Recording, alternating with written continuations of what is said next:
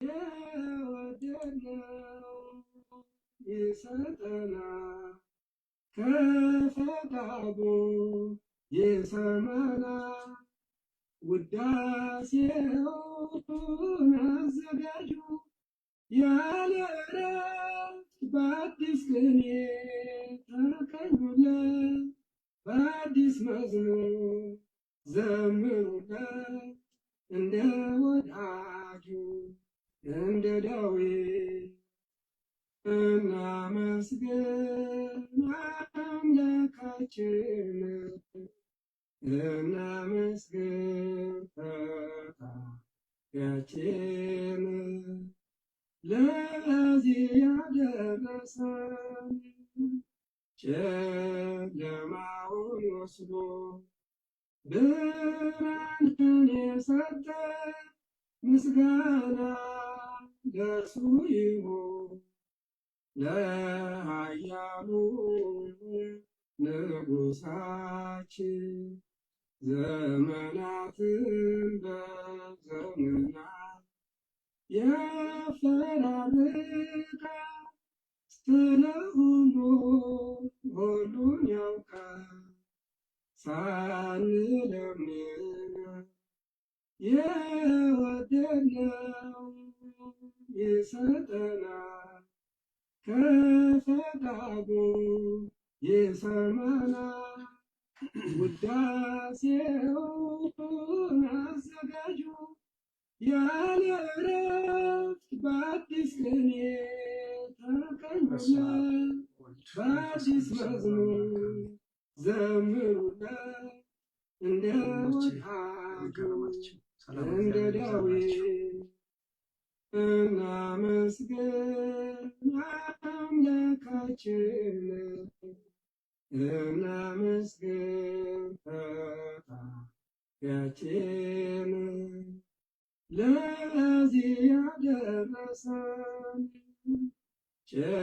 ጨለማውን ወስዶ ብርሃንን የሰጠ ምስጋና ለእርሱ ይሁን።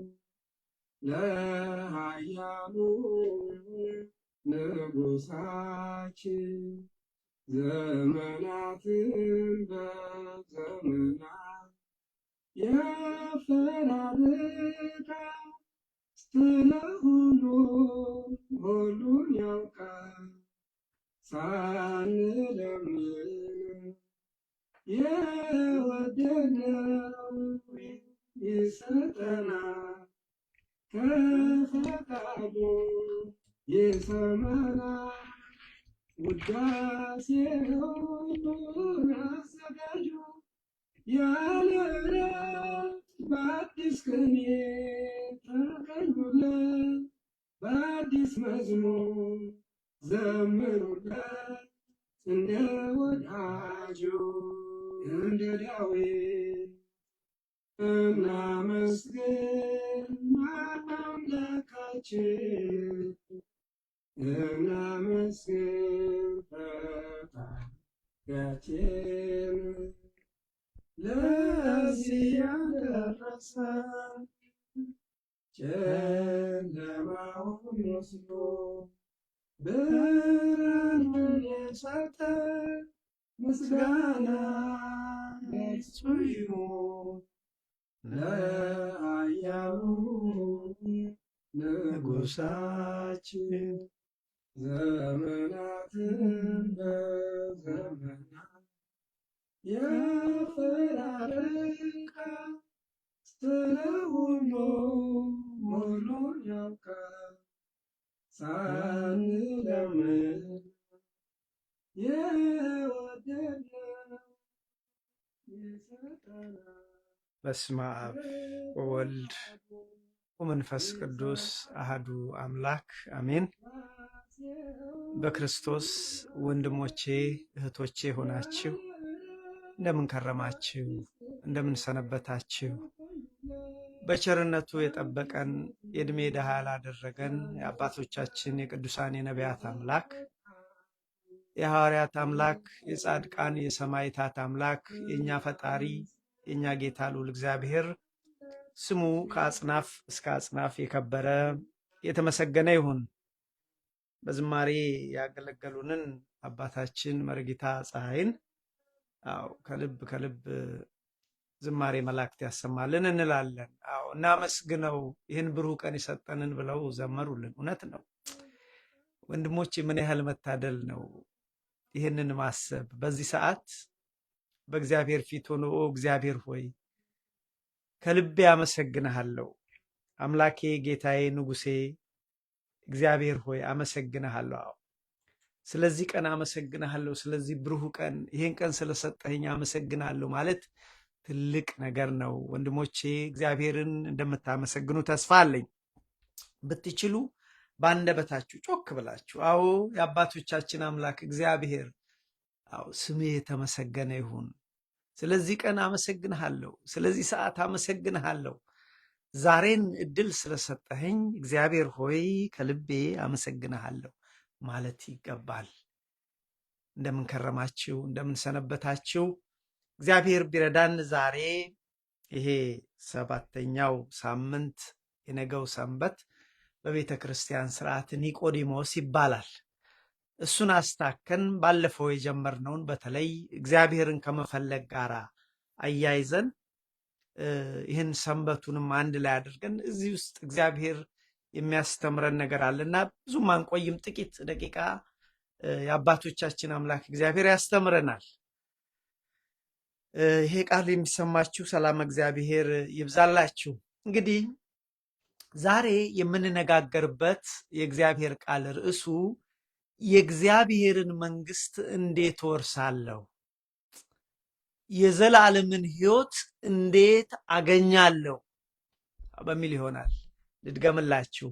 ዛሬ የአባቶቻችን አምላክ እግዚአብሔር እኔና እናንተን የሚያስተምረን የዘላለምን ሕይወት የእግዚአብሔርን መንግስት እንዴት እንደምንወርስ የዘላለምን ሕይወት እንዴት እንደምናገኝ ነው። በነገራችን ላይ ይሄ ጥያቄ ይህን ሳምንት የሰየምንበት ታላቁ አባት ኒቆዲሞስ የጠየቀው ጥያቄ ነው። ኒቆዲሞስ ወንድሞቼ መምህር ነው፣ ፈሪሳዊ ነው፣ የአይሁድ አስተማሪ ነው። ግን አስተማሪ ነኝ ብሎ ቁጭ አላለም። ወይም ደግሞ የአባቶቼ እምነት የአባቶቼ ሃይማኖት ብሎ አልተቀመጠም። አስተማሪ ነው። ልብ አድርጉ። ኒቆዲሞስ ማለት ሊቅ ነው። በአይሁድ ውስጥ የተማረ ሰው ነው። ከዛም አልፎ አስተማሪ ሰው ነው። ግን ይሄ ሰው በውስጡ ያልተመለሰለት የአባቶቹ ሃይማኖት ያልመለሰለት ጥያቄ ነበረ። ሞኝ አልሆንም፣ የዋህ አልሆንም። ስለዚህ የእሱ ጥያቄ የእግዚአብሔርን መንግስት እንዴት ወርሳለሁ፣ የዘላለምን ሕይወት እንዴት አገኛለሁ? እንዴት የሚደንቅ ጥያቄ ነው ወንድሞቼ። በእኔ አስተያየት የመጨረሻ ጥያቄ ነው፣ የሚደንቅ ጥያቄ ነው። ስለዚህ ሰው ሁሉ ሊጠይቀው የሚገባ በነገራችን ላይ ይህን ምድር ከመልቀቃችን በፊት አንድ እርግጠኛ መሆን ቢኖርብን ወይም ማወቅ ካለብን ከእውቀቶች ሁሉ የላቀ እውቀት የእግዚአብሔርን መንግስት እንዴት ነው የምወርሰው፣ የዘላለምን ሕይወት እንዴት ነው የማገኘው ብሎ ሰው ሊጨነቅ ይገባል። ይህን ምድር ከመልቀቃችን በፊት ወገኖቼ ሁሉ ነገር ሁለተኛ ነው። ለዚህ ነው ባለፈው ከኔ ጋር የነበራችሁ ምን ስንል እግዚአብሔርን ስለመፈለግ በሕይወት ስንኖር ሰው ፕራዮሪቲ ኦፍ ላይፍ ላይ ማድረግ ያለበት እግዚአብሔርን ፈልጎ ማግኘት ነው። እግዚአብሔር ራሱ ከናንተ አልራኩም፣ ነገር ግን ፈልጋችሁ አገኙኝ ብሏልና የሰው ተቀዳሚ ዓላማ እግዚአብሔርን ፈልጎ ማግኘት፣ በእግዚአብሔር ያለውን ጽድቅ ማግኘት ነው አለ። ወንድሞች ኒቆዲሞስ ያደረገው ይህንን ነው።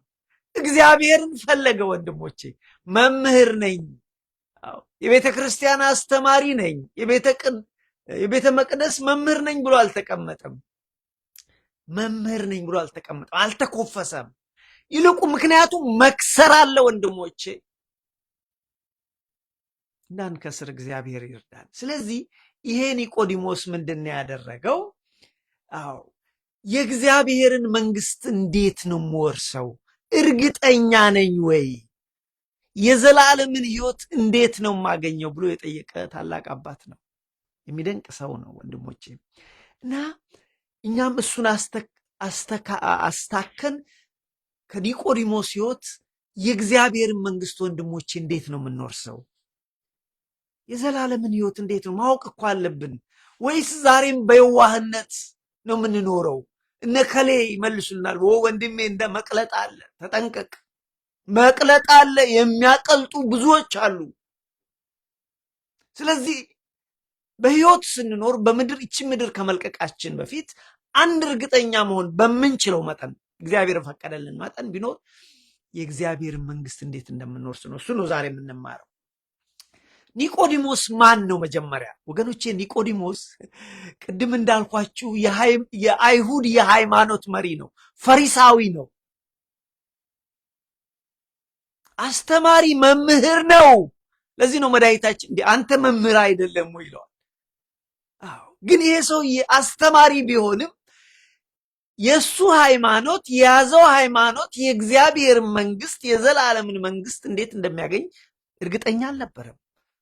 እኛ ታዲያ አስተማሪው እንዲህ ካለ ኒቆዲሞስን የሚያህል ያልኳችሁ ይህንን የሚያህል መምህር በጨለማ ወደ ጌታ መጣ ነው ያለው። እውነትን ፍለጋ መጣ፣ የዘላለምን ሕይወት ፍለጋ መጣ እንጂ አይ ብሎ ቁጭ አላለም ወንድሞች። ወይም እነ መምህር ከሌ እነ አባ ከሌ እነ ዲያቆን ከሌ ብሎ ተማምኗል። መስማት ጥሩ ነው። አባ ከሌን መስማት፣ መምህር ከሌ ዲያቆን ከሌን መስማት መልካም ነው።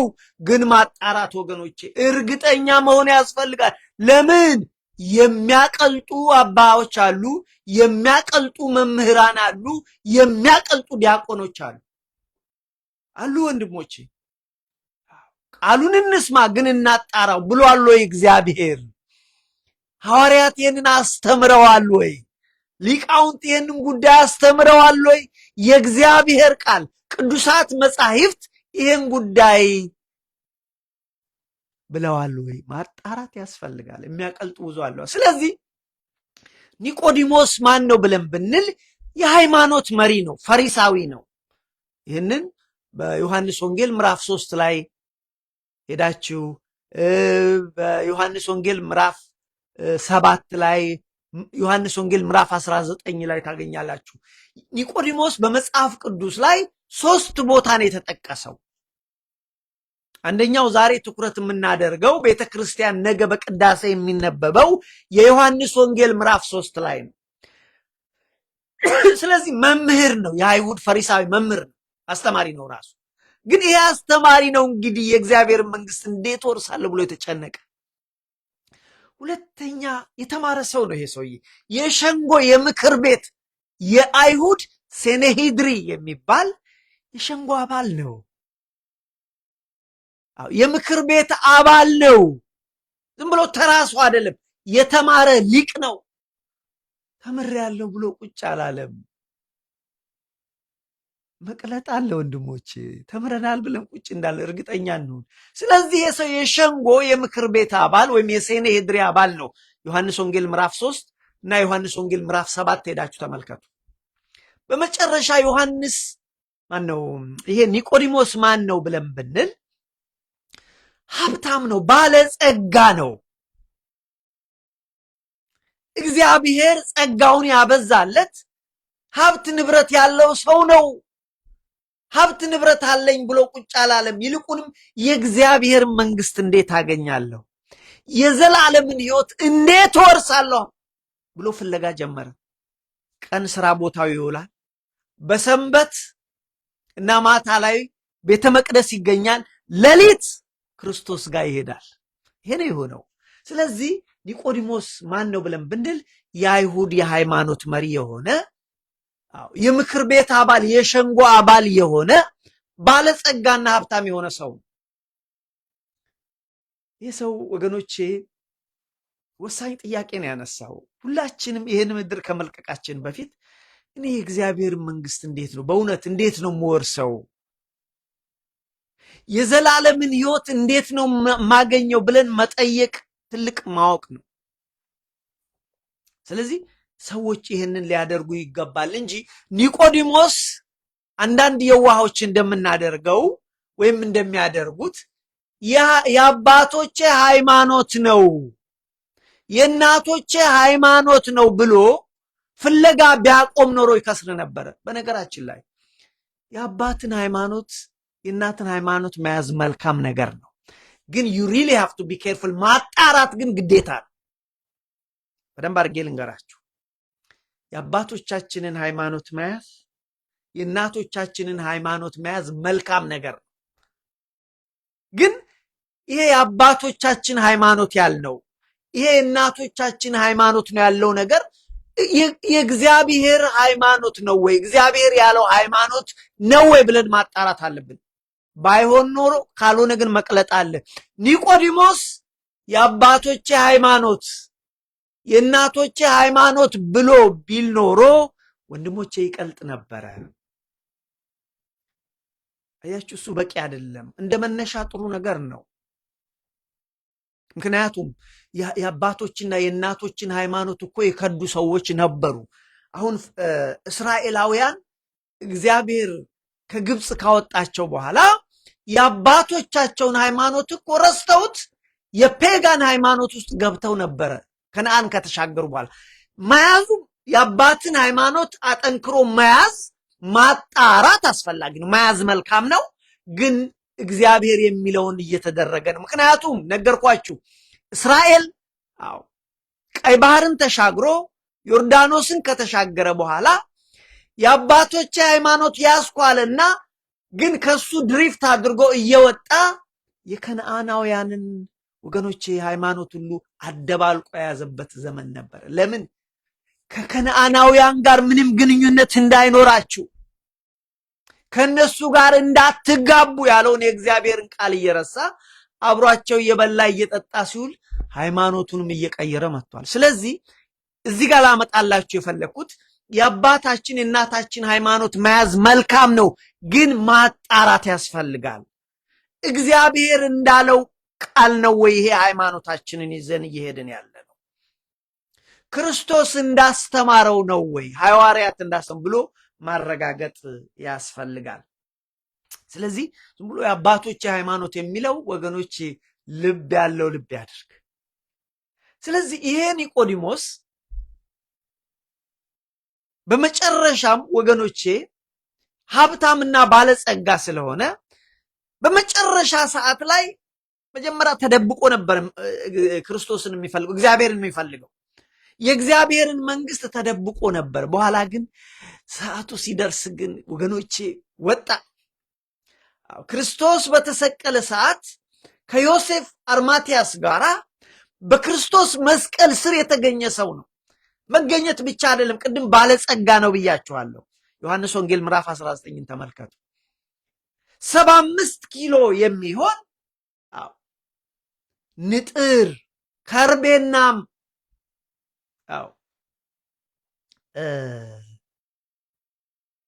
ይዞ የቀረበ ሰው ነው። አያችሁ። ስለዚህ ይሄ ሰው ትልቅ ሰው ነው። በመጨረሻ ግን ሃይማኖቴ ብሎ አልቀረም ወገኖቼ ብሎ አላለም። አንዳንድ ጊዜ መጠንቀቅ ያስፈልጋል። ሃይማኖቴ እንደ እግዚአብሔር ሐሳብ ይዞኝ እየሄደ ነው ወይ ብሎ ማጣራት ያስፈልጋል። ለዚህ አባቶችን ሃይማኖት መያዝ መልካም ነው፣ ግን ማጣራት ይህን ነው ከኒቆዲሞስ የምንማለው። ስለዚህ ወገኖቼ ከሱ ህይወት የምንማረው ይህን ምድር ከመልቀቃችን በፊት የእግዚአብሔርን መንግስት እንዴት ነው የምወርሰው፣ የዘላለምን ህይወት እንዴት ነው የማገኘው ብሎ ሰው ራሱን ሊጠይቅ ሊመረምር ሊያቅ ይገባዋል።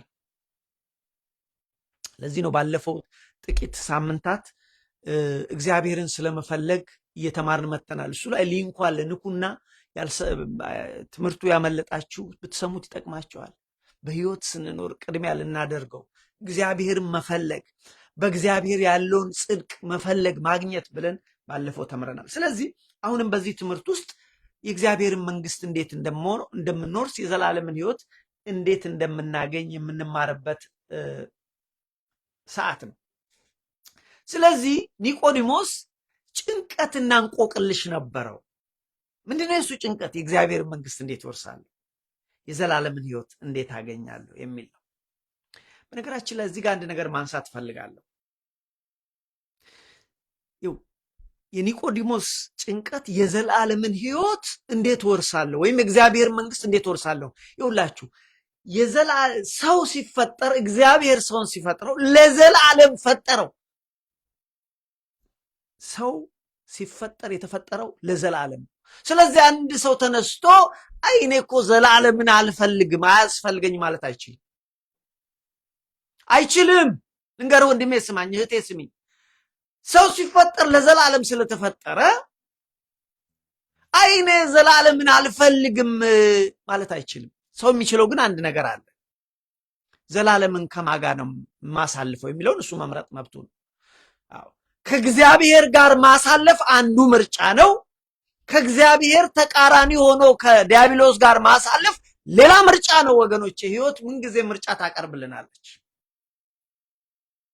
ስለዚህ ለዘላለም ነው የተፈጠርነው። ስለዚህ ዘላለምን አልፈልግም ማለት አይችልም። ልክ አሁን ሰው ለምሳሌ አንድ ነገር ይቅርታ ሞትን አልፈልግም ብል ይችላል? ሰዓቱ እኮ ሲደርስ እኮ ልቅ ጣጣ የለም አይችልም። ስለዚህ ዘላለምን አልፈልግም ይልቅ ሰው ለዚህ ነው ኒቆዲሞስ የዘላለምን ህይወት እንዴት አገኛለሁ፣ የእግዚአብሔርን መንግስት እንዴት አገኛለሁ ብሎ ያለበት ምክንያት ይሄ ነው። ስለዚህ ሰው የሚችለው የእግዚአብሔርን መንግስት አልፈልግም ማለት አይችልም። ሰው የሚችለው ግን ምንድን ነው? ዘላለምን ወይም የዘላለምን ህይወት አልፈልግም ማለት አይችልም። ሰው የሚችለው ዘላለምን ከማጋር ላሳለፍ ምርጫው ነው። እሱን ይችላል። ከእግዚአብሔር ጋር ማሳለፍ፣ በተቃራኒው ማሳለፍ የሰው ምርጫ ነው። እዚህ በጣም የሚያስደንቀኝ ዕብራውያን ምዕራፍ 9 ቁጥር 27 ላይ አንድ ቃል አለ። የሚያስደንቀኝ ቃል፣ የሚያስፈራኝ ቃል ነው። እንደዚህ ይላል፣ ለሰው ልጆች ይላል። ስለ ሰው ልጆች እድል ፈንታ ሲናገር ለሰው አንድ ጊዜ መሞት ከዚያም በኋላ ፍርድ ይጠብቀዋል ነው የሚለው። there is no in between my friend። ወንድሞቼ ስሙኝ፣ ለሰው አንድ ጊዜ መሞት ከዛም ይጠብቀዋል፣ ፍርድ ይጠብቀዋል ይላል። ለዚህ ነው የዚህ ምድር ላይ ሳለን ከኒቆዲሞስ የምንማረው የእግዚአብሔር መንግስት እንዴት ወርሳለሁ፣ የዘላለምን ህይወት እንዴት አገኝ። ምክንያቱም ከሞት በኋላ ፍርድ ብቻ ነው ያለው። ፍርድ ይመጣል። ትላንት ማታ አንድ ወዳጄ የእግዚአብሔርን ቃል እንደው እስጢፋኖስ ይሄ በመጨረሻው ዘመን ክርስቶስ ለሺህ ዓመት ይነግሳል፣ ተመልሶ ይነግሳል ይላል። ከዛን በኋላ እንዴት ነው? ከዛን በኋላ ደግሞ ትንሣኤ ዘጉባኤ አለ ብሎ ሲጠይቀኝ ነበር። ስለ እግዚአብሔር መንግስት ስናወራ ወንድሞቼ፣ አዎ በመጀመሪያው ትንሣኤ ያገኙ ሰዎች ብፁዓን ናቸው ይላል። የሁለተኛው ሞት እነሱን አያገኙ። ወገኖቼ ሰው ከሞተ በኋላ የሚጠብቀው አንድ ነገር ነው፣ ፍርድ አለ። ስለዚህ እዛ ላይ ከጓደኛዬ ጋር ስንነጋገር ብዙ ነገር አነሳን። ምን አልን? እንደውም ባመጣው መልካም ነገር ነው። ስለ እንትኖቹ መመልከት ጀመርን። ስለ ይህንን ቃል በነገራችን ላይ የምታገኙት ምዕራፍ 19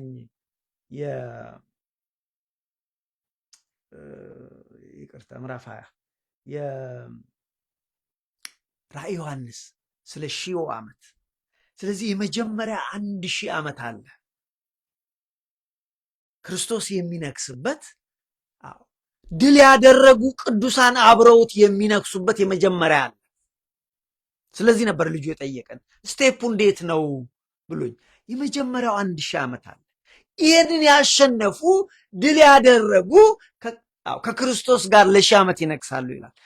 ይህን በዚህ የመጀመሪያ ትንሣኤ ያገኙ ዳግም ሞትን አያዩም። እነሱ ሁለተኛ ሞት የተባለው አያዩም።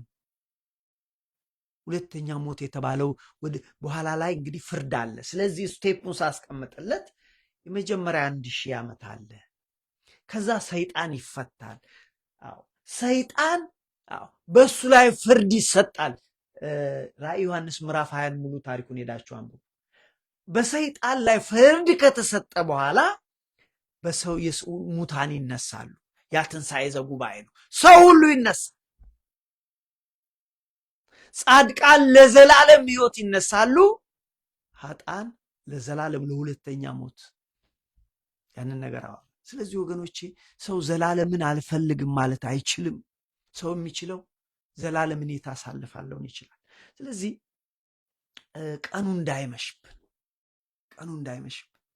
አንድ ታሪክ ልንገራችሁ። ቀኑ የመሸባቸው አንዳንድ ጊዜ አናስተውልም። አንድ ወቅት ላይ አስደንጋጭ ነገር ገጠመኝ ነው። ለቅሶ ቤት ሰዎችን ላጽናና ሄድኩኝ።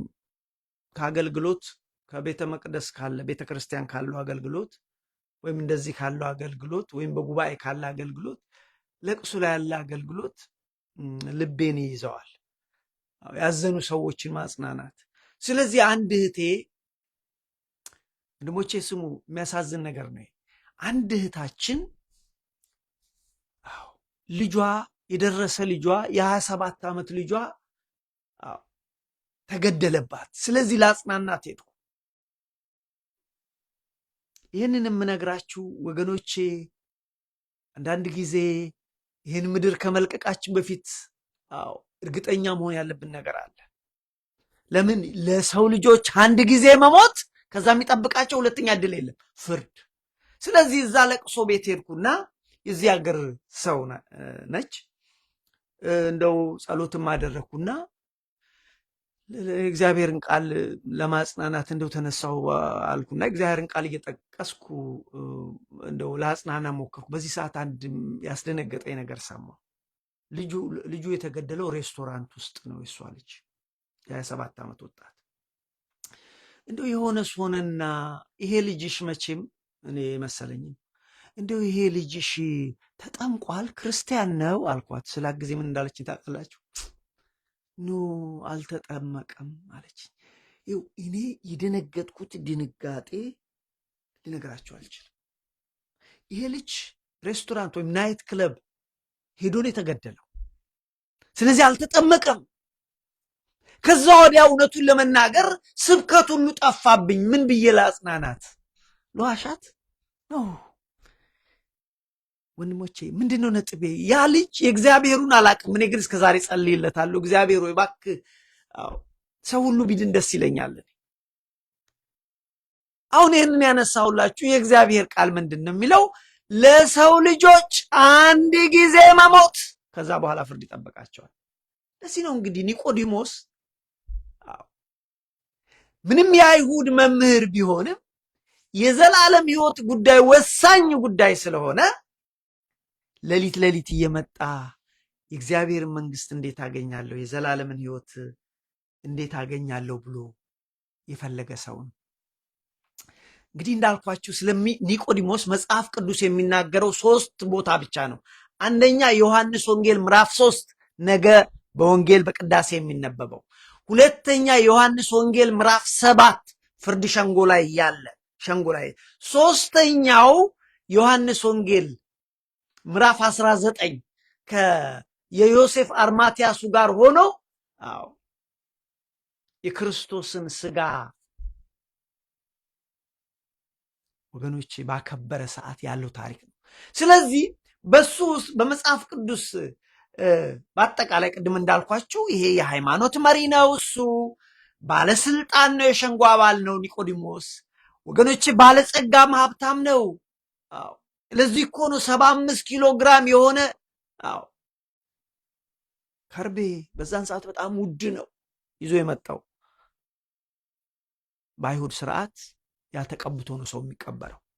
ስለዚህ ስለ ኒቆዲሞስ መጽሐፍ ቅዱስ እንደዚህ ይላል ወገኖቼ። ኒቆዲሞስ እኮ ይላል ስለሱ ሲናገር፣ አንደኛ እውነትን የፈለገ ሰው ነው።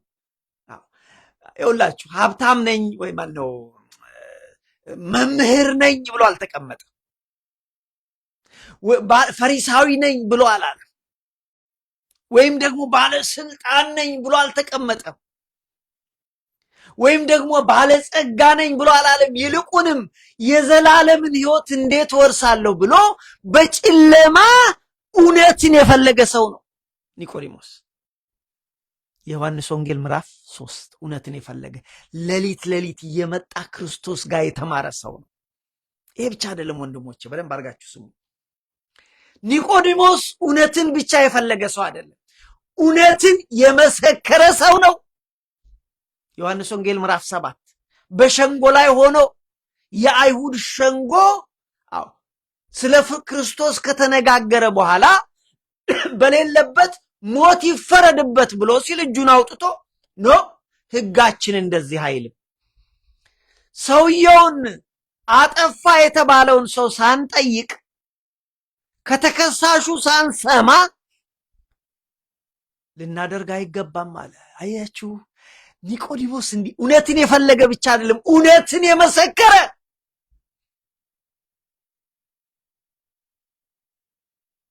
ዛሬ ባለስልጣኖች እውነትን ይመሰክራሉ። በቤተ ክርስቲያን እውነትን እንመሰክራለን። ቤተ ክርስቲያን እንኳን በመቅደሱ ሰዎች ተከሰው ቢቀርቡ ስንቶች ናቸው በእውነት ጉዳያቸው ይጣራ ብለው የሚሉት? ወይስ በሌሉበት ነው የምንፈርደው?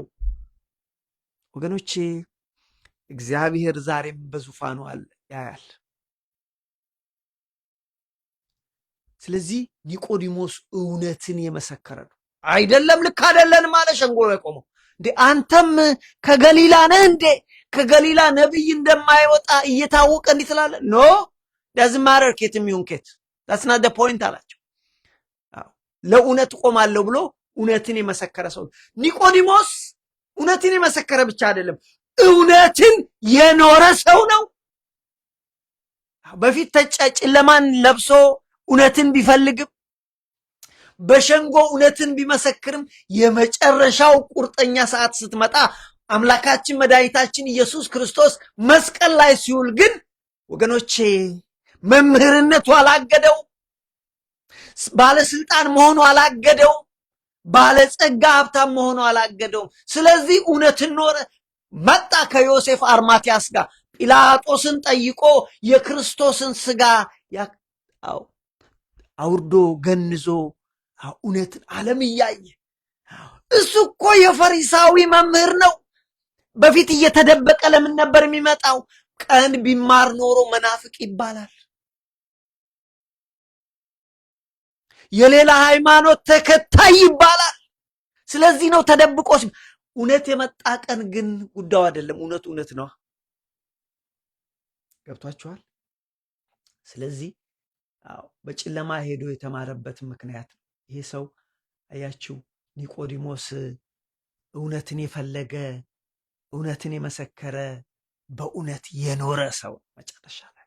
እዚህ እኮ ነው ዮሐንስ 19 ላይ ደግሞ አስቀድሞ በሌሊት ወደ ኢየሱስ መጥቶ የነበረው ኒቆዲሞስ 100 ንጥር የሚያህል የከርቤና የእሬት ቅልቅል ይዞ መጣ ይላል። የኢየሱስንም ስጋ ወስደው እንደ አይሁድ አገናነዝ ልማድ ከሽቱ ጋር በተልባ እግር ልብስ ከፈኑት።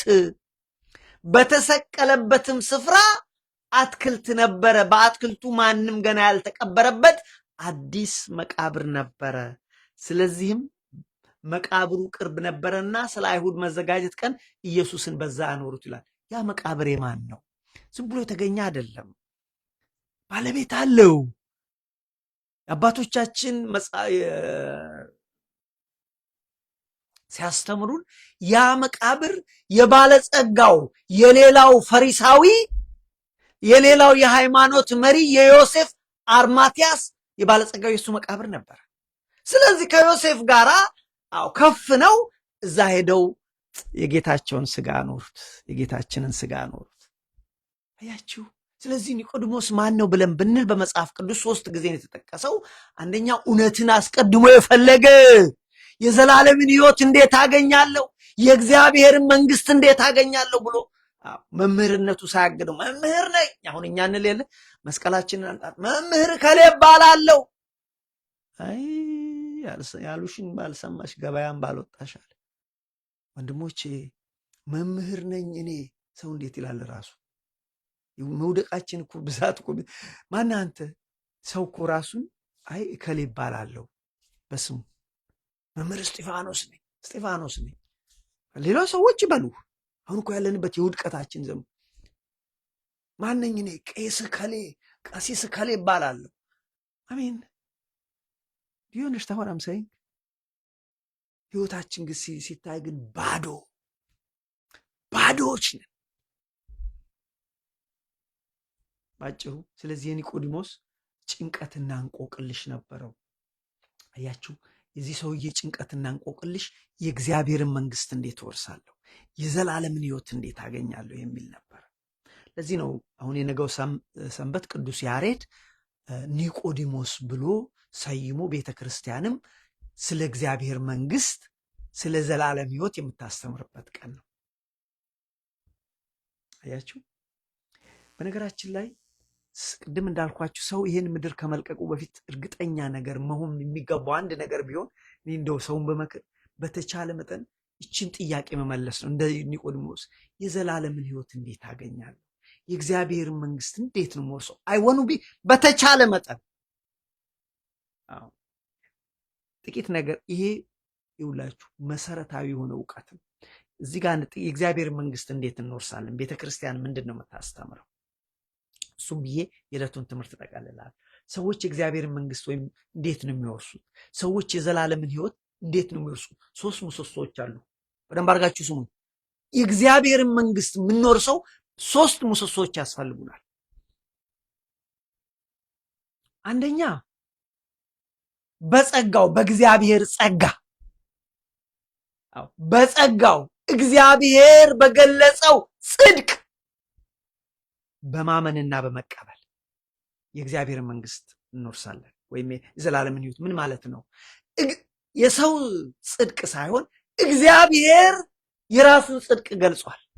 እግዚአብሔር የገለጸውን ያንን ጽድቅ ስንቀበል ስናምን በሱ ስንኖር የእግዚአብሔርን መንግስት እንወርሳለን። ለዚህ ነው ቅዱስ ጳውሎስ በጸጋው ድናችኋል ሲል።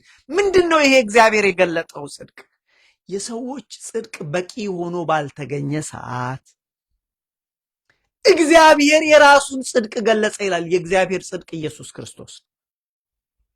ሰማችሁ?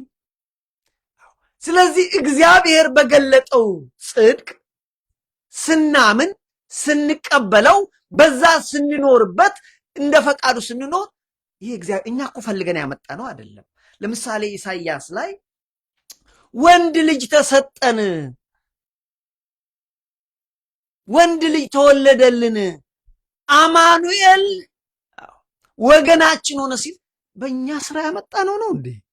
የኢየሱስ ክርስቶስ ወደ ምድር መገለጥ፣ የኢየሱስ ከሰማይ መምጣት የእኛ ስራ ያመጣው ነው እንዴ? ኖ፣ የእግዚአብሔር ጸጋ ነው። ለዚህ እኮ ነው እነ ኢሳይያስ የራሳቸው ጸጋ አልበቃ ባለ ሰዓት እግዚአብሔር ሆይ ጽድቃችን እንኳን እንደ መርገም ጨርቅ ሆነብን ባሉ ሰዓት እግዚአብሔር የራሱን ጽድቅ ወደ ምድር ገለጠ።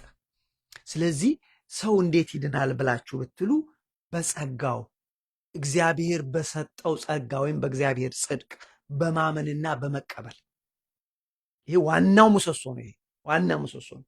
ለዚህ ነው ቅዱስ ጳውሎስ ለምሳሌ ኤፌሶን ምዕራፍ 2 ከቁጥር 8 እስከ 9 ላይ በጸጋው ድናችኋል ይላል። ጸጋ ሰው ሰርቶት የሚያመጣው ጉዳይ አይደለም። መጀመሪያ ያዝልኝ፣ 3 ናቸው ለመዳን የሚያስፈልጉት። በጸጋው ድናችሁ ይላል። ምን ማለት ነው? ጸጋ ማለት ሰው ሰርቶ የማያመጣው እግዚአብሔር ከትልቁ ፍቅሩ የተነሳ በነፃ የሚሰጠው ማለት ነው። ጸጋ ማለት አያችሁ፣ ሰው ሰርቶ የማያመጣው ሰው አድርጎት የማያመጣው። ለምሳሌ ቅድም እንዳልኳችሁ ኢሳይያስ ምን ይላል? ሕፃን ተወልዶልናል፣ ወንድ ልጅ ተሰጥቶናል። ይሄ የተሰጠን ልጅ ታላቅነትን በጫንቃው ላይ ያለ የተሰጠን ልጅ ስሙ ድንቅ መካር ነው። ድንቅ መካር ኃያል አምላክ ተሰጥቶናል። እሱ አምላክ ነው፣ የዘላለም አባት፣ የሰላም አለቃ ነው ይላል። ይህንን እግዚአብሔር በነፃ የሰጠው ነው ወንድሜ፣ ብታምንም ባታምንም። እኛ ጾመን ጸልየን ያመጣ ነው አይደለም። እግዚአብሔር ከትልቁ ፍቅሩ የተሰጠን ይሄ ጸጋ ነው። ሌላው ይቅር፣ ሌላው ደግሞ ልጨምርላችሁ ጸጋ ምን እንደሆነ። ጸጋ ማለት ሰዎች ሰርተው የማያመጡት እግዚአብሔር ከትልቁ ፍቅሩ ከምሕረቱ የተነሳ በነፃ የሰጠን ማለት ነው። ሌላ ጸጋ ልንገራችሁ። እኛ እንኳን ከውሃና ከመንፈስ ቅዱስ ስንወለድ ዳግም ስንወለድ ክርስቲያኖች ስንሆን የእግዚአብሔር ልጆች ስንሆን ይሄ ጸጋ ነው። እኛ ጾመን ጸልየን ያመጣነው ነገር አለ ወይ? እኛ ቤተሰቦች ስለ ጾሙ ስለ ጸለዩ ያደረጉት ነገር አይደለም። እኛ የእግዚአብሔር ልጆች የሆነው በጸጋ ነው። የተጠመቅነው ማን ነው? በጥምቀት ቤተክርስቲያን ሲሄድ በ40 ቀኑና በ80 ቀኑ ከፍሎ ወይ ገዝቶ ወይ ያመጣው ነው። ይሄ ጸጋ ነው። ስለዚህ ሰዎች በምን ይድናሉ? የመጀመሪያው ጸጋ ይባላል። አያችሁ? ስለዚህ እግዚአብሔር ወደ ምድር ኢየሱስ ክርስቶስን ሲልከው እሱ ጸጋ ነው። እኛ እንኳን እግዚአብሔር ልጁን ሲሰጠን አንድ ልጁን አለ የሰጠን እንደው ጥቅልል አድርጎ በእናታችን በቅድስተ ቅዱሳን በወላዲተ አምላክ በድንግል ማርያም አድርጎ ሲሰጠን ጸጋ ነው። ይሄ እኛ ሰርተን ያመጣ ነው አይደል? ሁለተኛው እኛ እንኳን ከእግዚአብሔር የተወለድነው ከውሃና ከመንፈስ ቅዱስ ይሄ ጸጋ ነው። በነፃ ነው የተሰጠን። የእግዚአብሔር ልጆች ሆኑ ይሄ ጸጋ ነው። ሰው የዘላለምን ሕይወት የሚወርሰው አንድ በጸጋው አንድ ይውላችሁ። ሌላ ለምሳሌ ስለዚህ ይሄ ሌላ ሶስተኛ ልጨምር፣ እምነት ጸጋ ነው። በተሰቀለው በኢየሱስ ክርስቶስ በማመን ሰዎች የእግዚአብሔር መንግስት ይወርሳሉ። ይሄ ጸጋ ነው። እምነት ጸጋ ነው። ምንም የምትከፍልበት ነገር የለም። አያችሁ ዛሬ በዚህ ነገ በኒቆዲሞስ ታሪክ ላይ እንደዚህ ይላል፣ በእርሱ ያምኑ ዘንድ ይላል፣ በእርሱ የሚያምን ሁሉ የዘላለም ሕይወት እንዲኖረው እንጂ እንዳይጠፋ እግዚአብሔር አንደኛ ልጁን እስኪሰጥ ድረስ ዓለሙን እንዲሁ ወዷል። ሙሴ በምድረ በዳ እባብን እንደሰቀለ እንዲሁ በእርሱ የሚያምን ሁሉ የዘላለምን ሕይወት እንዲኖረው እንጂ እንዳይጠፋ የሰው ልጅ ሊሰቀል ይገባላል። ስለዚህ በተሰቀለው በኢየሱስ ክርስቶስ በማመን ሰዎች ይሄ ጸጋ ነው። ወንድሜ ስማኝ፣ ሙሴ በምድረ በዳ እባብን እንደተሰቀለ በተሰቀለው በኢየሱስ ክርስቶስ የሚያምን የዘላለምን ይህም ጸጋ ነው። እኔ አሁን ገና አንዱ ላይ ነኝ። ጸጋ ምን እንደሆነ እየገለጥኩላችሁ። እምነት ጸጋ ነው። ጥምቀት ጸጋ ነው የተወለድንበት። ይሄ ብቻ አይደለም። ስጋዬን ብሉ ደሜን ጠጡ አለ። ይሄ ጸጋ ነው። ማን ነው ቤተ ክርስቲያን ሲሄድ ስጋውን ሲበላ ደሙን ሲጠጣ የከፈለ? ስጋዬን የበላ ደሜን የጠጣ የዘላለም ሕይወት አለው። ስለዚህ የዘላለምን ሕይወት እንዴት እናገኛለን? አንደኛ በጸጋው። ብዙ ነው ጸጋ። ንስሐ ጸጋ ነው። ቅዳሴ ጸጋ ነው። ቅዱስ ጳውሎስ ስለዚህ ስለ ጸጋ ሲናገር ሁሉን ነገር እንደ ጉድፍ ቆጥረዋለሁ ባለችም ብዬ ወደ ሁለተኛው ሄዳለሁ። የዘላለምን ሕይወት እንዴት እንወርሳለን? 3 ምሰሶች ያስፈልጋሉ ስላልኩ አንደኛው ላይ ነኝ። አንደኛው ዋናው ምሰሶ ጸጋ ነው ብያቸዋለሁ። ቅዱስ ጳውሎስ እግዚአብሔርን ስለመፈለግ ቅዱስ ጳውሎስ ልክ እንደ ኒቆዲሞስ የአይሁድ እኮ ፈሪሳዊ መምህር ነበረ፣ አስተማሪ ነበረ። ቅዱስ ጳውሎስ በሕይወት ዘመኑ ነቅ የሌለበት የእግዚአብሔርን ሕግ እኮ የጠበቀ ነው። ግን የእሱ ጽድቅ የትም ስለማያደርሰው ከራሱ ጽድቅ ይልቅ የእግዚአብሔርን ጽድቅ ፈለገ። ያ የእግዚአብሔር ጸጋ ይባላል። እንደዚህ ይላል ፊልጵስዩስ ምዕራፍ 3 ቁጥር 9 ጀምሮ ስለ ራሱ ጽድቅ ራሱ ማለት ስለ ራሱ በሱ ጥሩ ያመጣውን ጽድቅ ሲናገር እንደዚህ ይላል፣ እሱን እንኳን እንደ ጉድፍ ቆጥረዋለሁ አለ።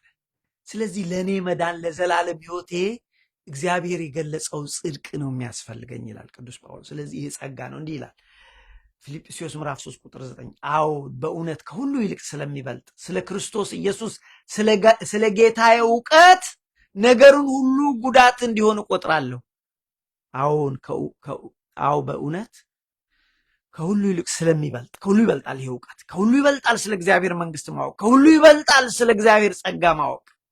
አሁን በእውነት ከሁሉ ይልቅ ስለሚበልጥ ስለ ክርስቶስ ኢየሱስ ስለ ጌታዬ እውቀት ወይም ጌታዬን አውቅ ዘንድ ነገሩን ሁሉ ጉዳት እንዲሆን እቆጥራለሁ። ስለ እርሱ ስል ሁሉን ተጎዳው፣ ክርስቶስን አገኝ ዘንድ። ክርስቶስ ምንድን ነው ብለናል? የእግዚአብሔር የገለጠው ጸጋ ነው ብለናል። በሱ የሚያምን ሁሉ የዘላለም ሕይወት አለው ብለናል። እሱ ጸጋ ነው ብለናል። ራሱ ክርስቶስ ስለ እርሱ ሁሉን ተጎዳው ክርስቶስን አገኝ ዘንድ ካለ በኋላ በክርስቶስ በማመን ያለውን ጽድቅ ማለት በእምነት ከእግዚአብሔር ዘንድ ያለውን ጽድቅ አገኝ ዘንድ እንጂ ከሕግ ለእኔ ያለውን ጽድቅ እኔ ሕግን ጠብቄ ያመጣሁት ጽድቅ አይደለም። እሱማ ሕግን ጠብቆ እኮ ነበር፣ አላመጣውም። ኢሳይያስም እኮ ሕግን ጠብቆ ነበር። ለዚህ እኮ ነው የቅዱሳን ሕግን አንጠብቅም እያልኩ አይደለም፣ መጣበታለሁ። አትሳሳቱ። መቼም ይሄም ፍጥረት ይሄ የዚህ ዘመን ሰው ይቸኩል የለ። ቅዱስ ጳውሎስ ያለው እኔ የኔ ጽድቅ የትም አያደርሰኝም። ኢሳይያስም እኮ ጽድቃችን እንደ መርገም ጨርቅ ሆነብን ያለው ይሄንን። ስለዚህ ለእኔ የሚያስፈልገኝ እግዚአብሔር የገለጠው ጽድቅ ወይም ጸጋ የሚባለው ነገር ነው አለ። ስለዚህ ምን አለ?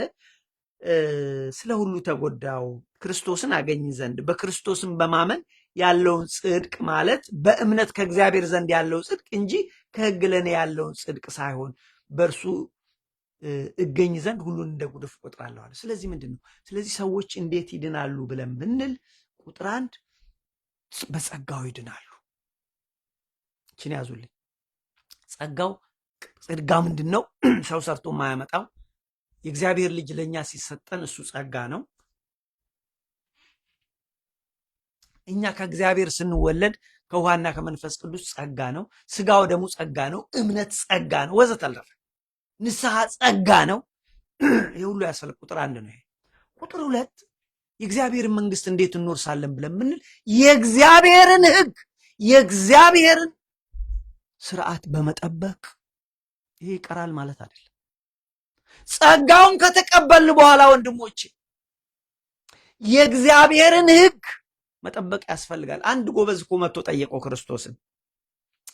ማርቆስ ምዕራፍ 10 ላይ ብትፈልጉ ሄዳችሁት ከቁጥር 17 ጀምሮ አንድ ፈሪሳዊ መጣና ልክ እንደዚሁ እንደ ኒቆዲሞስ ክርስቶስ ሆይ የእግዚአብሔርን መንግስት እንድወርስ የዘላለምን ሕይወት እንድወርስ ምን እንዳገኝ አለው። ይህን ማመጣላችሁ ቅድም ምን አልኩኝ? የእግዚአብሔርን መንግስት እንዴት እንወርሳለን? 3 ያስፈልጋል። 3 ምሰሶች። አንደኛው ጸጋው ነው ብያችኋለሁ፣ ሰው ሰርቶት የማያመጣው ትልቁ እሱ ዋናው ነው። ሁለተኛው የእግዚአብሔርን ሕግ መጠበቅ፣ አርጉ ያለውን ማድረግ፣ አታድርጉ ያለውን እግዚአብሔር አለማድረግ። ስለዚህ ይሄ ፈሪሳዊ መጥቶ ጌታ ሆይ ምን ላድርግ ሲለው መድኃኒታችን ኢየሱስ ክርስቶስ ምንድን ነው ያለው? ሕግጋትን ጠብቅ ነው ያለው። እንደዚህ ይላል ማርቆስ ምዕራፍ 10 ቁጥር 17 እሱም በመንገድ ሲሄድ አንድ ሰው ወደ እርሱ ሮጦ ተንበረከከና ቸር መምህር ሆይ የዘላለምን ሕይወት ወርስ ዘንድ ምን ላድርግ ብሎ ጠየቀው። ኢየሱስም ስለምን ቸር ትለኛለህ? ከአንዱ ከእግዚአብሔር በቀር ቸር ማንም የለም። ትእዛዛትን ታውቃለህ፣ ትእዛዛትን ጠብቃለህ። ስለዚህ እግዚአብሔር መንግስት ለመውረስ ትእዛዛትን መጠበቅ ግዴታ ነው ወንድሞች፣ እንዳትሳሳቱ። ትእዛዛትን ታውቃለህ። አታመንዝር፣ አትግደል፣ አትስረቅ፣ በሐሰት አትመስክር፣ አታታል፣ አባትና እናትን አክብር አለው። ስለዚህ ትእዛዛትን መጠበቅ ያስፈልጋል።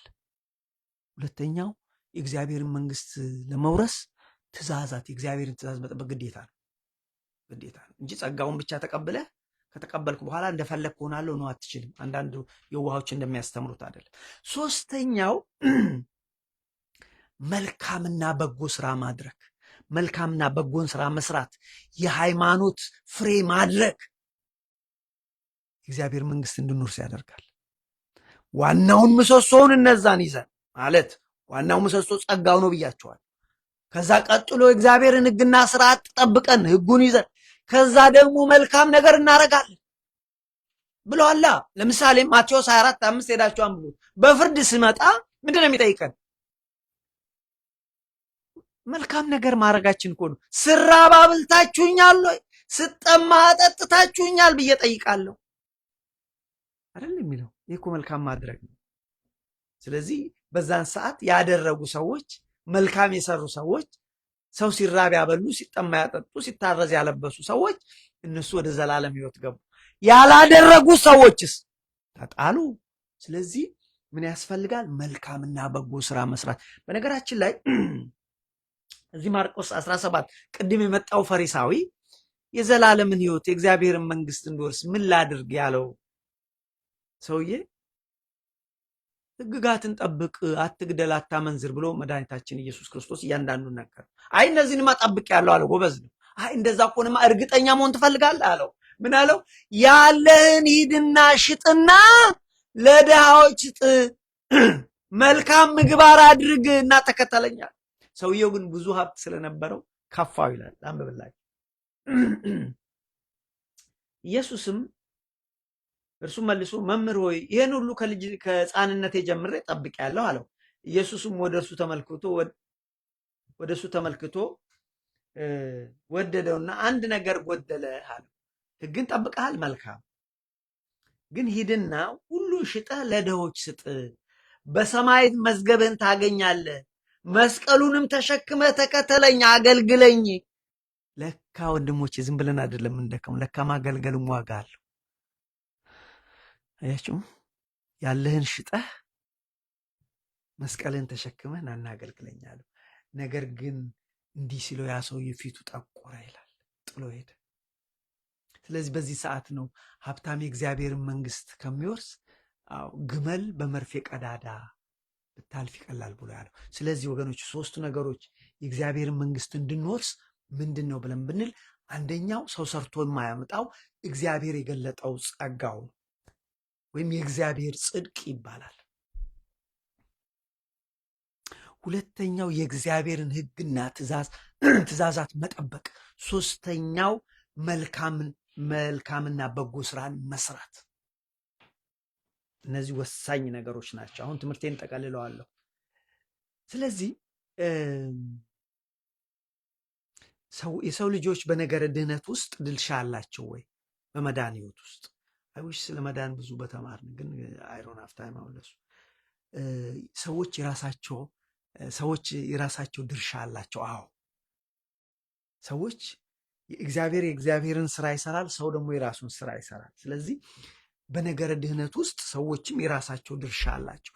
ያ በነገር ጸጋውን ሰዎች ከተቀበሉ በኋላ አክብረው መያዝ ይገባል። ባይሆን ግን አበሳ ይመጣባቸዋል። አንዳንዶች እንደሚሉት አይደል፣ ከዳንን አንጠፋም። ኖ ድብና አድርገህ ትጠፋለህ። ድብና አድርገህ ተጠንቀቅ። ጸጋውን ከተቀበልን በኋላ በጥንቃቄ እንይዘዋለን። እግዚአብሔር የገለጸውን ጸጋ የእግዚአብሔርን ጽድቅ ከተቀበልን በኋላ ወገኖቼ ሕጉን እንጠብቃለን፣ ስርዓቱን እንጠብቃለን፣ መልካም እናደርጋለን፣ ጸጋውንም አክብረን እንይዛለን። ባናደርግስ ጸጋውን በጥንቃቄ ባንይዝ ፍርድ ይጠብቀናል። እንዲህ ይላል ዕብራውያን ምዕራፍ 10 ላይ ምን ይላል መሰላችሁ? የእውነትን እውቀት ከተቀበልን በኋላ ወደ ኃጢአት ብናደርግ፣ ጸጋውን ከተቀበልን በኋላ የእግዚአብሔርን ጽድቅ ከተቀበልን በኋላ ወደ ኃጢአት ብናደርግ፣ የእውነትን እውቀት ከተቀበልን በኋላ ወደን ኃጢአትን ብናደርግ ከእንግዲህ ወዲያ ስለ ኃጢአት መስዋዕት አይቀርብም። የሚያስፈራ ግን የፍርድ መጠበቅ ተቃዋሚዎችን ሊበላ ያለው እሳት ብርታት አለ። የሙሴን ሕግ የናቀ ሰው ሁሉ 2 ወይም 3 ቢመሰክርበት ያለ ርኅራኄ ይሞታል። የእግዚአብሔርን ልጅ የረገጠ ማለት የተገለጠውን ጸጋ የረገጠ፣ ኢየሱስ ክርስቶስ ጸጋ ነው ብያቸዋለሁ። በኢየሱስ ክርስቶስ በማመን የተቀበለውን ጸጋ ያክፋፋ፣ የረገጠ፣ ያቃለለ። እምነት ጸጋ ነው አልኳችሁ። ስጋው ደግሞ ጸጋ ነው አልኳችሁ። ቅዳሴ ጸጋ ነው። ይህንን አክብሮ መያዝ ይገባል አልኳችሁ። እንደዚህ ይላል፣ የእግዚአብሔርን ልጅ የረገጠ ያንንም የተቀደሰውን የኪዳኑን ደም እንደ ርኩስ ነገር የቆጠረ የጸጋውንም መንፈስ ያክፋፋ እንዴት ይልቅ የሚብስ ቅጣት የሚገባው አይመስላችሁ? ምን ይላል? ስለዚህ ወገኖቼ የሰው ልጅ የራሱ ድርሻ አለው። ገብቷችኋል? እግዚአብሔር የራሱን ድርሻ ተወጥቷል፣ ሰዎች ደግሞ። ስለዚህ በዚህ በነገረ ድህነት ወይም የዘላለም ሕይወት በመውረስ ጉዳይ 3ቱ ነገሮች ወሳኞች ናቸው። የእግዚአብሔር ጸጋ፣ የእግዚአብሔር ሕግና ስርዓት መጠበቅ፣ ትእዛዙን መጠበቅ፣ የእግዚአብሔርን ትእዛዝ መጠበቅ። አዎ ሌላስ ምግባር ሃይማኖት ማድረግ፣ የሃይማኖት ፍሬ ማፍራት የግድ አስፈላጊ ነው። ስለዚህ ወደ ኒቆዲሞስ ታሪክ ስንመጣ አሁን እጨርሰዋለሁ። የጠየቀው እሱ የእግዚአብሔርን መንግስት እንዴት እወርሳለሁ? በነገራችን ላይ አይናችን ከተከፈተ ይህንን ሙሉ በሙሉ እናያለን። አሁን ያወራነው እዚቹ ምዕራፍ 3 ውስጥ ሁሉንም እናየዋለን። እንግዲህ ኒቆዲሞስ በሌሊት እየመጣ ይማር ነበረ ብለናል። እውነትን ይፈልግ ነበረ ብለናል። የአባቴ ሃይማኖት የእናቴ ሃይማኖት ብቻ ብሎ ቁጭ አላለም። የአባቴ ሃይማኖት የእናቴ ሃይማኖት መልካም ነው፣ ግን መረጋገጥ አለበት። ይሄ ገብቷቸዋል። ማረጋገጥ ግን እግዚአብሔር ብሏል ወይ? ክርስቶስ አስተምሯል? ሐዋርያት አስተምረዋል? ሊቃውንት አስተምረዋል? እርግጠኛ መሆን ይጠይቃል። ብዙ ጮሌና አለ። ስለዚህ ይሄ ሰውዬ ሌሊት እየመጣ ነበር የሚማረው። ለምንድን ነው ሌሊት የሚመጣው? ቀን ቢመጣ ችግር አለ። መምህር ነዋ። ከሸንጎ ያባርሩታል፣ ከቤተ መቅደስ ያስወጡታል፣ መናፍቅ ነህ ይሉታል። ለዚህ እኮ ኒቆዲሞስ በሌሊት የሚመጣው። በነገራችን ላይ ክርስቶስ መናፍቅ ተብሏል። ቅዱስ ጳውሎስ መናፍቅ ተብሏል። ለምን ትደነቃላችሁ? ከሃይማኖት ውጭ የሆነን ሰው ወይም ተጠራጣሪ ከፍሎ የሚያምን ለምሳሌ ቅዱስ ጳውሎስ መናፍቅ እንዴት ተባለ መሰላችሁ? ቅዱስ ጳውሎስ በዚህ በሐዋርያት ሥራ ምዕራፍ 24 ላይ ከቁጥር 13 ጀምሮ እንደዚህ ይላል። መናፍቅ ስለመባሉ አሁን ስለሚከሱኝ ተከሶ ቀረበ ቅዱስ ጳውሎስ። እንዳይከሰስ ነው ኒቆዲሞስን ፈርቶ በሌሊት እየሄዱ ሰዓቱ ግን በደረሰ ሰዓት ሰው የፈለገውን ይሁን አለ። በመስቀሉ ስር በእውነት ሰዓት ግን ተገኘ። ለዚህ ነው ኒቆዲሞስ እውነትን የፈለገ እውነትን የመሰከረ በእውነት የኖረ ያለ።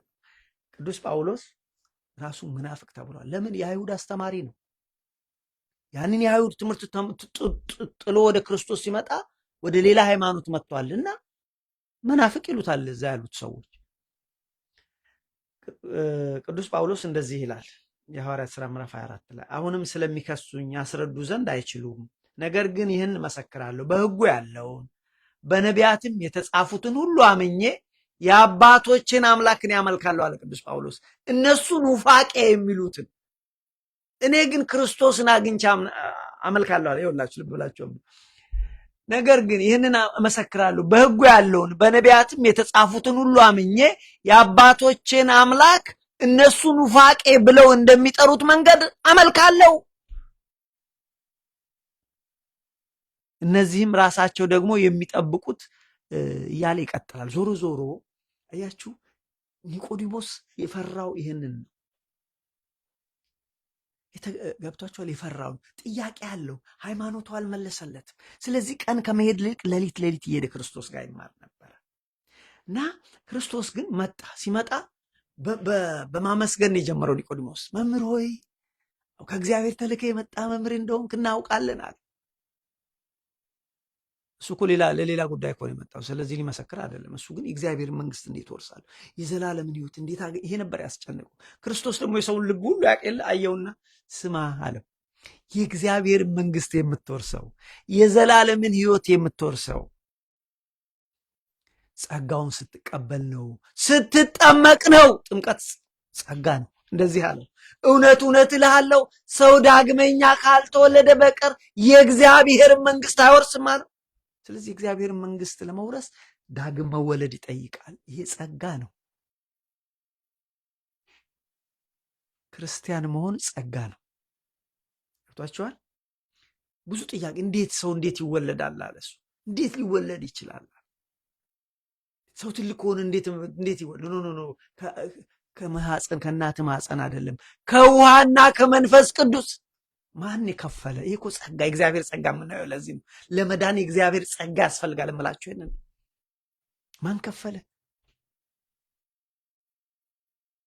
አያችሁ፣ ከሸመገለ በኋላ እንዴት ሊወለድ ይችላል ሲለው እውነት እውነት እልሃለሁ ሰው ከውሃና ከመንፈስ ካልተወለደ በቀር ወደ እግዚአብሔር መንግስት ሊገባ አይችልም ማለት። ስለዚህ ጥምቀት የእግዚአብሔር ጸጋ ነው። ከስጋ የተወለደ ሁሉ ስጋ ነው፣ ከመንፈስ የተወለደ መንፈስ ነው አለ። ስለዚህ ይህንን ብሎ አለው። ይሄ ብቻ አይደለም ወንድሞቼ፣ በዚህ ብቻ አልቀረም። ሌላውን ጸጋ ነገረው። እዚህ ውስጥ ምን አለው? ቁጥር 13 ላይ ከሰማይ ከወረደው በስተቀር ወደ ሰማይ የወጣ የለም፣ እሱም በሰማይ ያለው የሰው ልጆች ነው አለ። የሰው ልጅ ነው አለ። ስለሱ ሲናገር ቅድም ጥምቀት ጸጋ ነው አለ። ሌላውስ እምነት ጸጋ ነው፣ ስጋው ደግሞ ጸጋ ነው። ስለዚህ ሰው ለመዳን 3 ነገር ያስፈልጋል ስንል አንዱ የእግዚአብሔር ጸጋ ነው። ዋናው ምሰሶ እሱ ነው። ከዛ ቀጥሎ የእግዚአብሔርን ሕግ የእግዚአብሔርን ስርዓት መጠበቅ ነው ብለናል። ሕጉንና ትእዛዙን መጠበቅ ነው ብለን ከዛ ሰዎች ምግባርና ሃይማኖት ማድረግ አለባቸው፣ ፍሬ ማፍራት አለባቸዋል። እዚህ ጋር ምንድን ነው የሚለው? ሁለተኛውን ጸጋ ሲናገር ከሰማይ ከወረደ በቀር ወደ ሰማይ የመጣ ማንም የለም፣ እርሱም በሰማይ የሚኖረው የሰው ልጅ ነው። አሁን እዚህ ጋር ብታየኝም ከሰማይ ከወረደው በስተቀረ ወደ ሰማይ እየወጣ ያለም እርሱም በሰማይ እዛችሁ ጋር በሰማይ የሚኖረዋል የሰው ልጅ ነው ይላል። እሱ እኮ እዚህ ጋር ላያችሁ ኢየሱስ ክርስቶስ አምላክ ነው፣ ወልድ አምላክ ነው ሲባል ይሄ ነው። እዛች ጋር ያለ ከአባቱ ጋር በሰማይ አለ አላ ከሰማይ ከወረደ በቀር ወደ ሰማይ የወጣ ማንም የለም፣ እርሱም በሰማይ የሚኖረው የሰው ልጅ ነው። እዚህ ጋር እኮ ነው የሰው ልጅ ከሱ ጋር እያወራ ኒቆዲሞስ ጋር በሰማይ የሚኖረው አለው። የኢየሱስ ክርስቶስ አምላክነት ይሄ ነው። የኢየሱስ ክርስቶስ ወልደ አምላክነት ይሄ ነው ካለው በኋላ አሁንም ሌላውን ጸጋ ሲገልጽለት ነገረ ድህነት ላይ በእርሱ የሚያምን የዘላለም ሕይወት አለው። የእሱ ጥያቄ ያልነበረም መጀመሪያ የዘላለምን ሕይወት ለማግኘት ተጠመቅ አለው። አንድ መጀመሪያ ከውሃና ከመንፈስ ቅዱስ ተወረድ፣ እግዚአብሔር የሰጠውን ይህን ጸጋ ተቀበላል። ጥምቀትን ቀጠለና እመን ብሎ ሲለው ምን አለ? ሙሴ በምድረ በዳ እባብን እንደሰቀለ እንደዚህ በእርሱ የሚያምን ሁሉ የዘላለምን ሕይወት፣ የምናወራው ስለ ዘላለም ሕይወት ነው እንዳትረሱ። ሙሴ በምድረ በዳ እባብን እንደሰቀለ እንደዚሁ በእርሱ የሚያምን ሁሉ የዘላለምን ሕይወት እንዲኖረው እንጂ እንዳይጠፋ የሰው ልጅ ይሰቀል ይገባዋል አለ። በእርሱ የሚያምን ሁሉ እምነት ጸጋ ነው። ማንም ገዝቶ አላመጣውም። በእርሱ የሚያምን ሁሉ የዘላለም ሕይወት እንዲኖር እንጂ እንዳይጠፋ እግዚአብሔር አንድ ልጁን እስኪሰጥ ድረስ ዓለሙን እንደዚሁ ወዷል። ይህ ጸጋ ነው። ማንም ሰርቶ ያመጣው አይደለም። ስለዚህ ሰው ለመዳን የመጀመሪያው ጸጋ፣ ይህ ዋና ምሰሶ ነው። ቁጥር 1 ነው ከሁሉም። ቀጠለና ዓለም በልጁ እንዲድን ነው እንጂ በዓለም እንዲፈርድ እግዚአብሔር ወደ ዓለም አላከውም ማለት። ስለዚህ እዚህ ውስጥ ኒቆዲሞስ ውስጥ የዘላለም ሕይወት ነው። ያንተ ችግር ምን እንደሆነ ገብቶኛል። ወደ ዙሪያ ሌላ ጥምጥም አትሂድ። አንደኛ ተጠመቅ፣ ሁለተኛ በዚህ በተሰቀለው በኢየሱስ ክርስቶስ እመን። የሚያምን የዘላለምን ሕይወት ያገኛል። ይሄ ጸጋ ነው። የማያምን ግን ዛሬ ተፈርዶበታል ይላል ቁጥር 19 ላይ 18 ላይ የማያምን ሰው ግን መንግስቱን አይወርስም አለው። በእርሱ የሚያምን ይቅርታ ቁጥር 17 ዓለም በልጁ እንዲድን ነው እንጂ በዓለም እንዲፈርድ እግዚአብሔር ወደ ዓለም አላከውም። በእርሱ የሚያምን አይፈረድበትም። በማያምን ግን በአንዱ በእግዚአብሔር ልጅ ስም ስላላመነ አሁን ተፈርዶበታል አለ። የሚፈረድባቸው እነማን ናቸው? እንደዚህ አለ፣ ብርሃን ወደ ዓለም ስለመጣ ሰዎች ስራቸው ክፉ ነበርና ከብርሃን ይልቅ ጨለማን ስለወደዱ ፍርዱ ይሄ ነው። ክፉ የሚያደርጉ ሁሉ ብርሃንን ይጠላል ካለ በኋላ ስራውም እንዳይገለጥ ወደ ብርሃን አይመጣም። እውነትን የሚያደርግ ግን ስራው በእግዚአብሔር ተደርጎ እንደሆነ ይገለጽ ዘንድ ወደ ብርሃን ይመጣል። በልጁ የሚያምን የዘላለም ሕይወት አለው።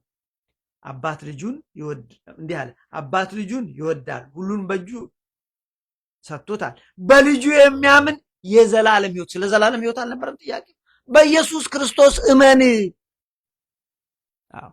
የፈሪሳዊ ሃይማኖት መያዝ በቂ አይደለም።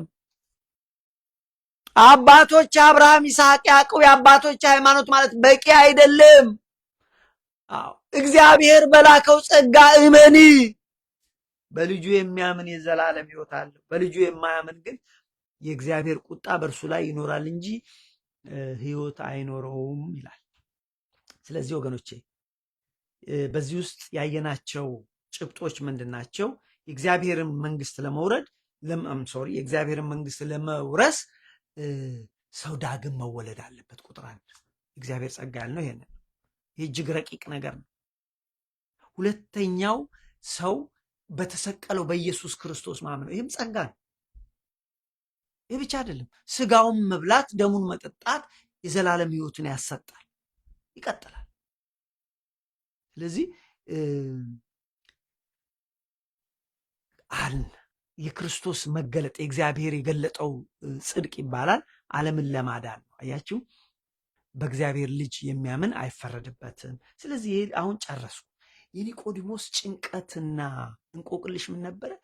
የዘላለምን ሕይወት እንዴት አገኛለሁ? የእግዚአብሔርን መንግስት እንዴት ወርሳለሁ? ወንድሞቼ በሕይወታችሁ አንድ ነገር በምትችሉት መጠን ከእውቀት ሁሉ የላቀ እውቀት ይቺን ነገር መረዳት፣ በዚህ መኖር፣ የእግዚአብሔርን መንግስት እንዴት ወርሳለሁ፣ የዘላለምን ሕይወት እንዴት አገኛለሁ ብሎ ሰዎች በሚችሉት መጠን ይህን ምድር ከመልቀቃቸው በፊት እርግጠኛ መሆን አለባቸው።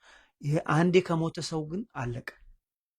ለዚህ ነው ቅድም ዕብራውያን 9:27 ጠቅሰን ለሰው ልጅ አንዴ መሞት ከዛ ፍርድ ይጠብቀዋል ነው የሚለው እንጂ ከዛ በኋላ ንስሐ ሰዓት ምናምን አለ ኖ አንዳንዶች ሌላ ታይም አለ የሚሉ እዛ ውስጥ አልገባም። ስለዚህ የኒቆዲሞስ ጭንቀት የተገባ ጭንቀት፣ አስፈላጊ የሆነ ጭንቀት። ለዚህ ነው ባለፈው ስለ እግዚአብሔርን ስለመፈለግ በእግዚአብሔር ስለሚገኘው ጸጋ ወይም ጽድቅ ስንማር ከርመናል። ትምህርቱ ያመለጣችሁ ሊንክ ከስራ አስቀምጬላችኋለሁ። በዛ ውስጥ ያየነው ነገር አለ እና አሁንም ኒቆዲሞስ የእሱ ጭንቀት የዘላለምን መንግስት የእግዚአብሔር መንግስት እንዴት አገኛለሁ? ይሄ በጣም አስፈላጊ ነገር ነው። አያችሁ። ስለዚህ መማር መልካም ነው፣ ማረጋገጥ መልካም። ምን ተማርን? ርዕሳችን ምንድነው? ርዕሳችን የእግዚአብሔርን መንግስት እንዴት እንወርሳለን፣ የዘላለምን ህይወት እንዴት እናገኛለን ብለን በኒቆዲሞስ ህይወት አድርገን ተማርን።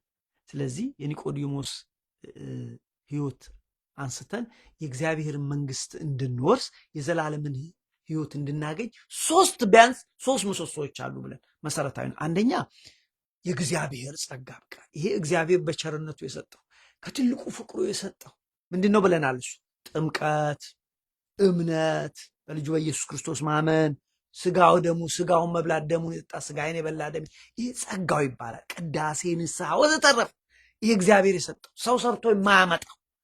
ምክንያቱም የሰው ጽድቅ ባልበቃ ሰዓት እግዚአብሔር የራሱን ጽድቅ ገለጸ። የእግዚአብሔር ጽድቅ ኢየሱስ ክርስቶስ ነው። ኢየሱስ ክርስቶስ ለእኛ መሰጠቱ ቅድም አንብበናል። ኢሳይያስን ወንድ ልጅ ተሰጠን፣ ይህ እግዚአብሔር ጽድቅ ነው። ያ የተሰጠን ልጅ አምላክ ነው፣ የዘላለም አባት ነው። ይሄ ጽድቅ ነው። ማንም ሰርቶ አላመጣው። ይሄ የተሰጠን ጽድቅ ደግሞ የእግዚአብሔር ጸጋ ለእኛ ሲል ተሰቀለ። በተሰቀል ሙሴ በምድረ በዳ እባብን እንደሰቀለ በተሰቀለው በእርሱ የሚያምን ሁሉ የዘላለም ምን ሕይወት አለ። በቃ አለቀ። በነገራችን ላይ ሙሴ ሰው ኃጢአትን ሰራ፣ በደልን አደረገ። በዛ በጸአት ላይ እንደምናየው ሙሴ በአማላጅነት ተንበረከከ በሰውና በእግዚአብሔር ፊት። ኦ እግዚአብሔር አታጥፋቸው አለ። አማላጅነት ይሄ ነው። ኦ እግዚአብሔር አለ። እሱም ደግሞ አማላጅ አባቶቹን ጠርቶ የአብርሃም አምላክ፣ የይስሐቅ አምላክ፣ የያዕቆብ አምላክ ብሎ እባክህ ይህን ሕዝብ አታጥፋው፣ ጠላቶቻችንም ይስቁብናል፣ ይሳለቁብናል አለ። በቃ አታልቅስ ወደ እኔ እባክህ። ሕዝቡ በመርዝ በእባብ ተነድፎ ነበር። በዓላማ ላይ በናስ እባብን ሰርተ ስቀለው፣ እሱን ያየ ሁሉ ይድናል። እውነትም በዓላማ ላይ በቀስት ላይ እባብን ሰርቶ ይሄ ፋርማሲ ላይ እንደምታዩት ሰቀለው። ያንን ያየ ሁሉ እግዚአብሔር ይህንን አደረገ ብሎ ያመነ ሁሉ ዳነ። ሙሴ በምድረ በዳ እባብን እንደሰቀለ የሰው ልጅ ሊሰቀል ይገባዋል።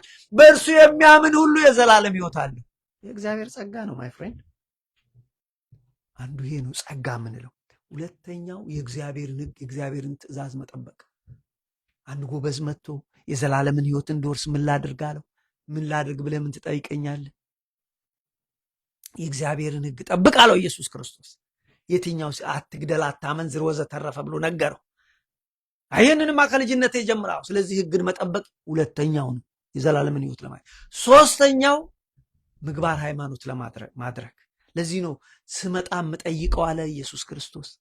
ስራብ አብልታችሁኛል፣ ስጠማ አጠጣችሁኛል ብዬ ጠይቃለሁ። ይህን ያደረጉ ወደ ዘላለም ሕይወት ይገባሉ። ይህን ያላድርጉ ፍርድ አለባቸው። ስለዚህ ምግባር ሃይማኖትም ያስፈልጋል የዘላለምን ሕይወት ለማግኘት። በነገራችን ላይ ያ ፈሪሳዊ እኮ መጥቶ እኔ የዘላለም ሕይወት እንዳገኝ ምን ላድርግ ሲል ሕግን ጠብቅ ያለው የመለሰው እኔ ከልጅነት ጀምሮ እነዚህን ማጠብቅ ያለው፣ አታመንዝር፣ አትግደል፣ ይሄንን ማጠብቅ ያለው። እንግዳውስ ብሎ ምንድነው ምግባር አድርጋለሁ። ያለህን ሽጥና ለድሃ ስጥ፣ ለተራበ ስጥ፣ ለተጠማ ስጥና ተከተለኝ፣ መስቀልን ተከትለው ከፋው ይላል። ያ ሰውዬ ከፋው። ለዚህ ነው ለሀብታም የእግዚአብሔርን መንግስት ከመውረስ ግመል በመርፌ ቀዳዳ ብታልፍ ይቀላል ያለው። ስለዚህ ሶስቱን ምሰሶች የዘላለምን ህይወት ለማግኘት የሚያስፈልጉን ሶስቱ፣ ዋናው የእግዚአብሔር ጸጋ ነው። ዋናው የእግዚአብሔር ጸጋ ብቻውን መቆም ይችላል። ለምሳሌ ላስረዳችሁ። ፋይታዊ ዜማ ምንም ምግባር የለውም፣ ምንም ፍሬም አላደርግ፣ ትእዛዙንም አልጠበቅም። ግን እዛች ጋር በመስቀል ላይ ሳለ ጸጋውን ተቀበለ። የመጀመሪያው ገቢ ነው። ጸጋ ብቻው መቆም ይችላል። ገብቷችኋል? ከጸጋውን ግን ካክፋፋ ነው፣ ጸጋውን ግን በአግባቡ ካልያዝ ነው ግን መውደቃል። ለምሳሌ አንድ ሰው ጸጋውን ሳይቀበል ትእዛዛቱን ቢጠብቅ ምንም ዋጋ የለውም እኮ። ለዚህ እኮ ነው ቅዱስ ጳውሎስ እንግዳውስ ትእዛዙ ሲጠብቅ ኖሯል። የእሱ ትእዛዝ መጠበቅ ብቻውን ምንም ጥቅም የለውም፣ ጸጋው ግድ ያስፈልግ ነበር።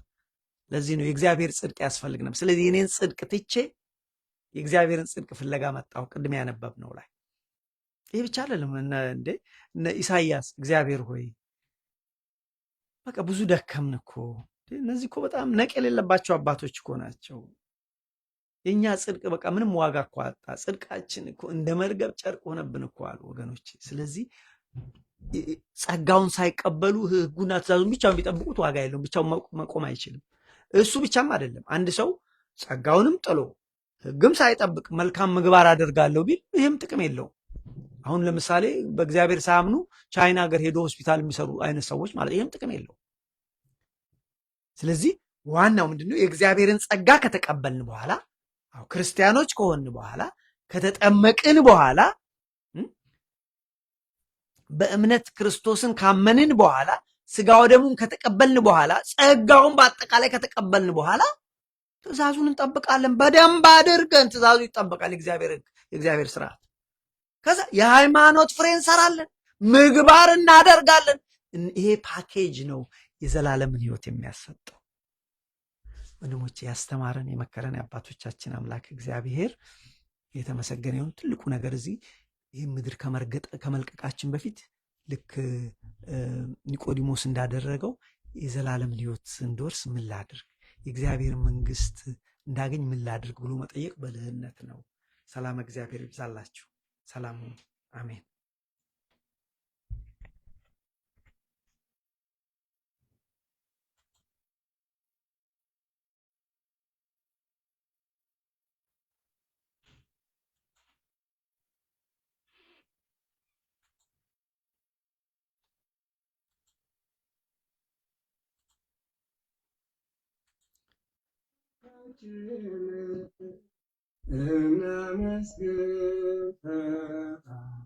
ያችን ለዚህ ያደረሰን መስገን እግዚአብሔር ጨለማውን ወስዶ ብርሃንን የሰጠ ምስጋና ለእርሱ ይሁን። ለኃያሉ ንጉሣችን ዘመናትን በዘመናት ያፈራርቃል። ስለ ሁሉን ያውቃል። ሳንለምነው የወደድነው ይሰጠናል። ከፈቃዱ ይሰማናል። ውዳሴውን አዘጋጁ ያለ